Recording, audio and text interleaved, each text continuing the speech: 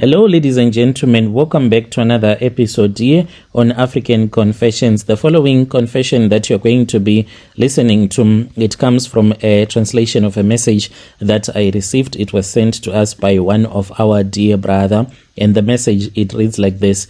Brother Nanshi, how are you? Please hide my name. I have my story and I need advice from you and from your listeners. So my name, it is called Hard Worker.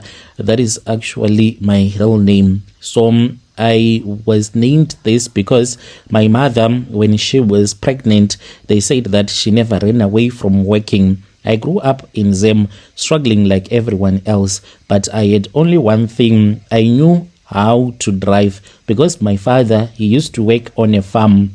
From a very young age, I was taught by my father how to drive even tractors, how to fix the tractor. And then when his boss bought a truck, my father, he would go wherever he would go with, and he would be with me. He taught me how to become a truck driver. So truck driving, it became my life. I was doing long distance driving from a very young age. The moment that I got a license, I was already moving on my own, because at the company where I had been working for a very long time as an assistant driver. So I loved this job to this very day. Truck driving, it is in my blood. Even my own children, they will become truck drivers like me. It was in the year 2012. That was when I made a decision. I said I'm going to South Africa. Not because I wanted luxury in South Africa, but I just wanted economic opportunities. But I already knew something. As someone that never went far with his education, I knew that in South Africa, I was just gambling. When I stopped working for the company that I had been working for, I already knew something. Since I did not have any papers, no work permit, no connection, nothing, I knew that I was going to struggle. Still, I came with my friend to South Africa because sometimes in life, you do not have options, but you just need to move. When I arrived in South Africa, that was when reality hit me like lightning. When I arrived the South Africa that I thought I was going to find, it was very different. A truck driver now pushing a shovel when I was working for this other small construction company that belonged to a black man. He was Sutum. He would even rob us. What he used to do is that he would calculate your money, and if he see that you have a lot of money, he would look for problems. You have broken this, you have broken a wheelbarrow. Do you know how much a wheelbarrow is? And he will take your money. Reality was very different. I thought that with my experience, companies will come to me begging me to work for them. Companies will take me. I did not even have money to get someone to print out a CV for me, and printing a CV, it was much better. Transport money, one thing one person would never understand when you are looking for a job, when you are broke, you do not even calculate the money that you use when you are moving from one company to another. So in order for you to get a job, you need to go and drop your CVs. And CVs, they don't drop themselves, so you have to use transport, and I did not have money. So it was a matter of choosing to eat or going to market yourself. So after that, that was when I just gave up, and I told myself that I was never going to get a job. I had driven long distance trucks. I had driven almost everything. But here in South Africa, the first questions that the white people would ask me, do you have papers? If you would say no, then it was the end. No interview, no chance, no nothing, because they were talking about insurance. If you have an accident and then insurance does not pay.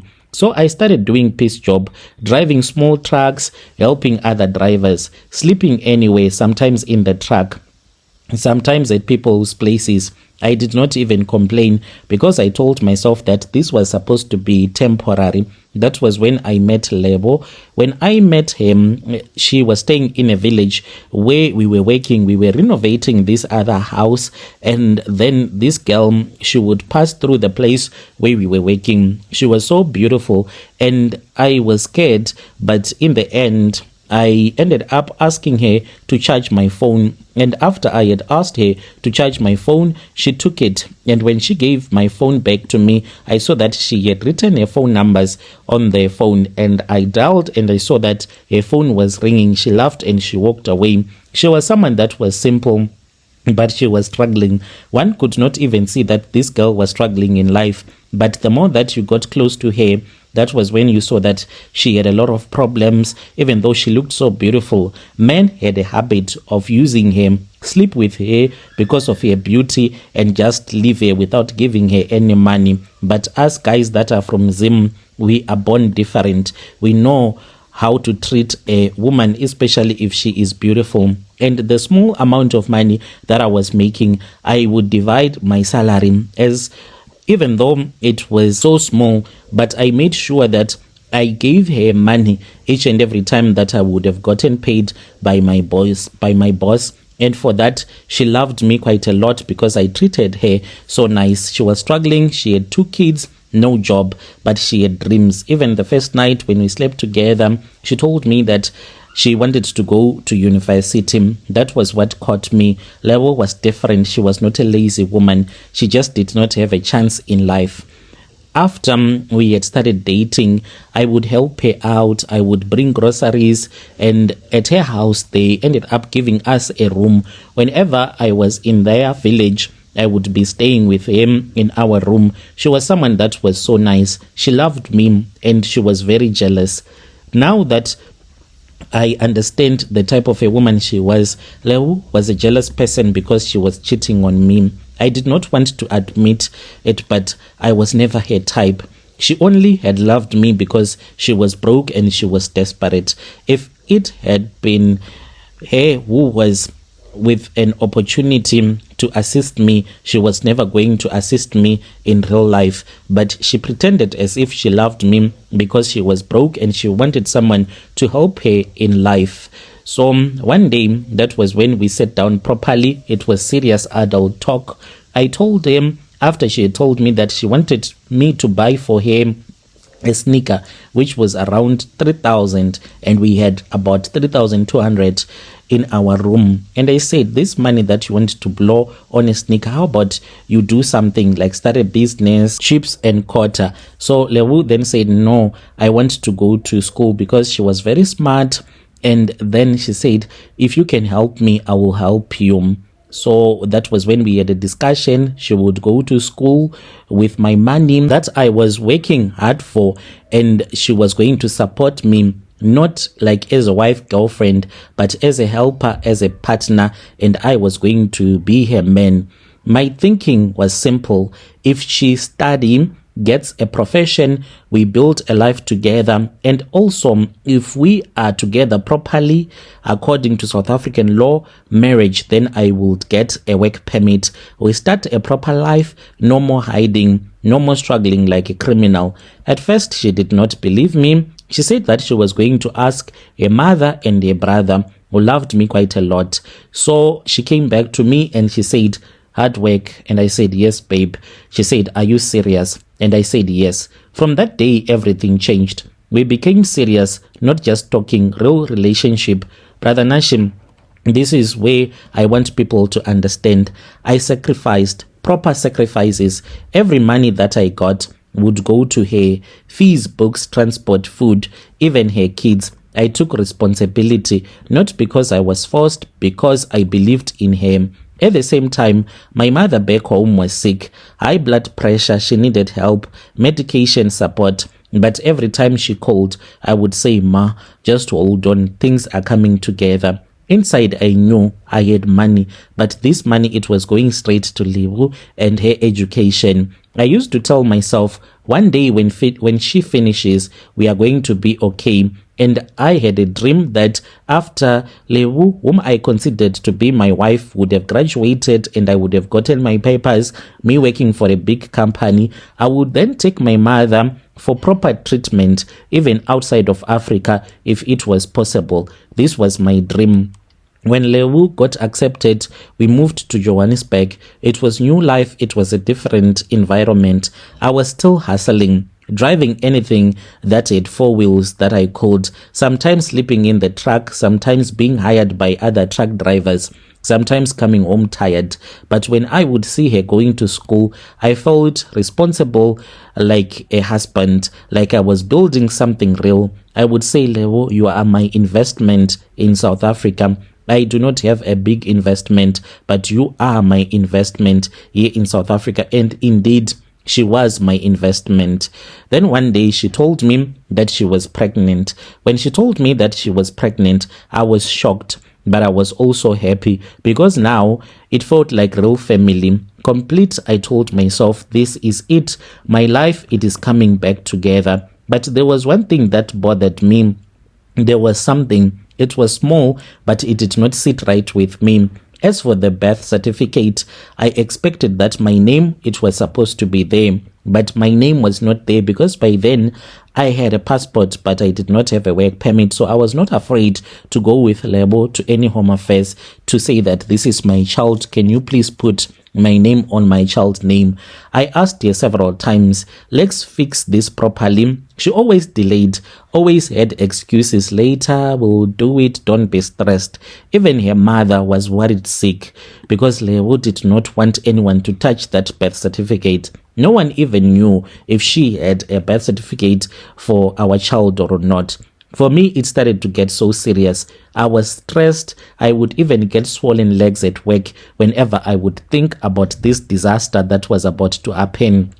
Already, I had spent hundreds and thousands of rands on her education because I knew that without proper documents, for me to get a permit, it was going to be a big problem. And my child, it was going to be this lifeline so that I can get proper papers. I tried to explain this to Lebo. You need to do this. We need to do this. But she avoided. I even went to her family, spoke to them. They agreed with me. They told her, this man is doing right by you, but still she refused. That was my mistake. I ignored because I loved him, because I believed that we were building something big. Years passed. She finished school, graduated, got a job, a very good job. She was now a working professional. Everything that I had dreamed for her, I was proud. Even banks were calling her to give her credit cards after she had received 3 months' salary. I was proud of him. I felt like my investment in South Africa, it was coming through. All my suffering, it was now worth it. But that was when things started changing slowly. The way that she spoke to me, it was different. She was always romantic. She was someone that was so soft. When she would talk with me, she would be looking at me in my eyes, hugging me. I love you. I love you. That I love you, hey, that I never begged for before. It was now coming to me after I would have begged and asked for him. As for sex, guys, just forget. That was the way that she started to treat me different, less respect. She would avoid to sleep with me at all the times. Then I started to notice things. Whenever I was at home, when you are a truck driver, you spend most of your time on the road. And when you are back, you want to make serious love with your wife. But she would go out with her friends. Her phone was always locked. Messages she would delete once she would have read a message. Coming home different times. At first, I thought that I was just overthinking, but deep down I knew that it was not a matter of insecurity. Lebo was doing something behind my back. One day I found out, not one man, multiple men. That is what broke me, because this is someone that I had built from nothing. When I confronted him, she did not even deny. She looked at me and she said, "You are not my class, Brother Nashim." When she said that you are not my class, it totally destroyed me. And then she said, "Where am I going to go with you? You are an illegal foreigner. After everything, after all the sacrifices, that is what I had became to Lebo, just an illegal foreigner." She packed her things, she left just like that. No regret, no apology. Started to stay somewhere else in a gated community. I was left alone. I was broken. I was confused. I was angry, thinking about everything that I had done, everything that I had gave up, my mother's health, my life, for someone who had thrown me away. That pain, the anger, the betrayal, that is what pushed me to start to think about things that I would have never done. Brother Nashi, I'm not even going to lie to you. After she left, I was not okay, like not normal okay. I used to sit alone, just crying and crying, just thinking. I even sat down and I wrote and I calculated all the money that I had wasted on her education. Guys, education in South Africa, especially at university, it is very expensive. There was no one that could give me back my money. I could not go to court because I had done this out of love. But the only thing that made me to have a little bit of hope was that we had a child together. So I then started to talk with her and I said that I wanted a DNA because I wanted to use that DNA to prove to Home Affairs that I had a child with a South African. Maybe I was going to get some sort of a spousal visa. So one day I got a call from my cousin. My mother died. When my mother died, I only had 50 rand in my account. It was very painful, and in that same week, that was when Lebo got approved for a house. She had already started the process and she was moving in. She posted everything on social media. God had been laughing at me. Then when I was going back home, that was when a demon entered into my heart whilst I was on the bus.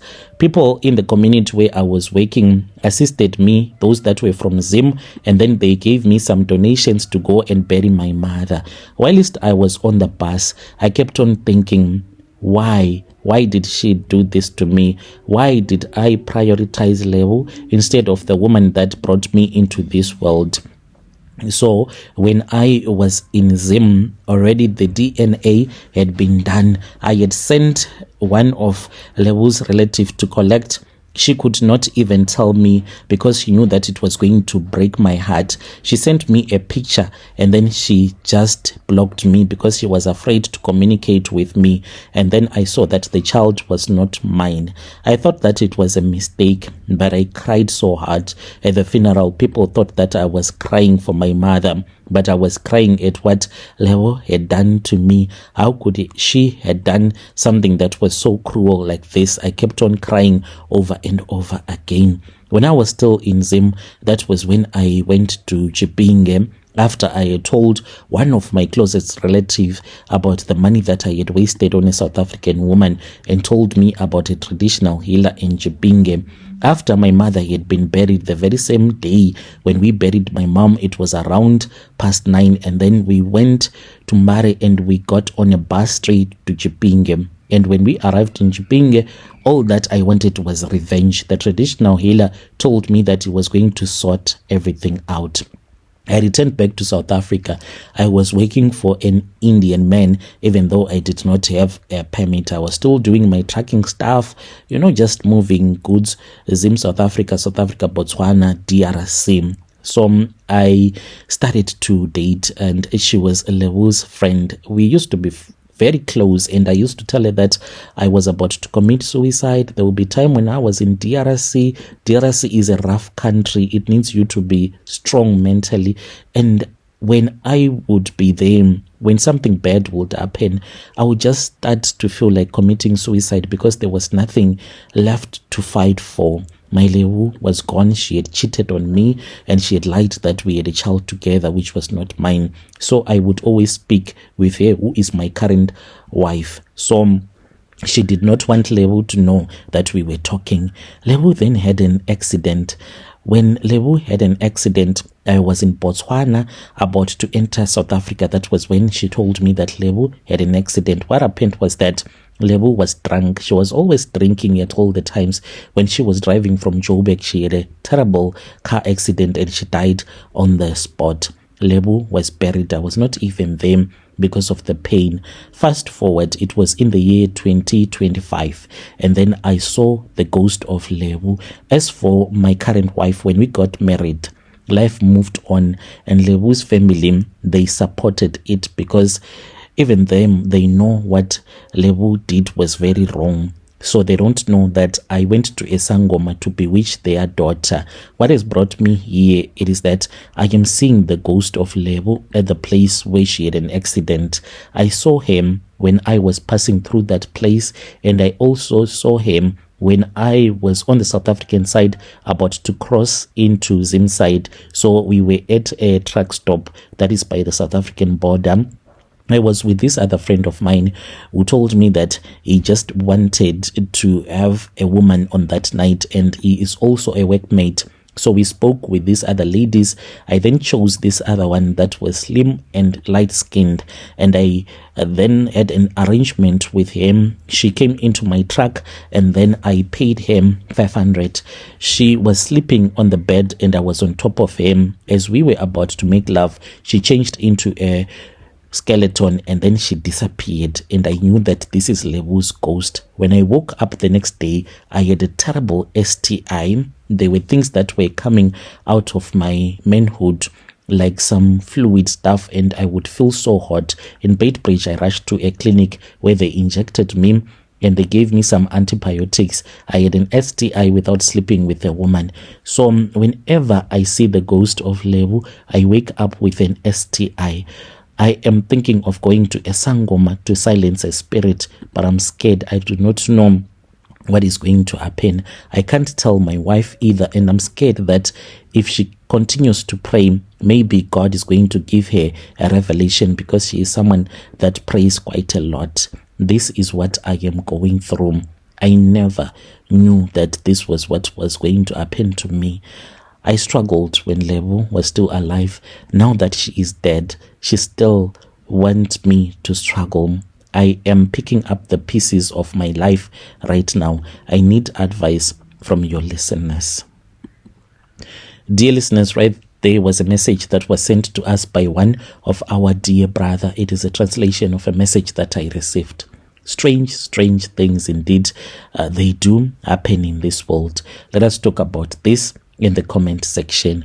I'll be back with another episode. Yo!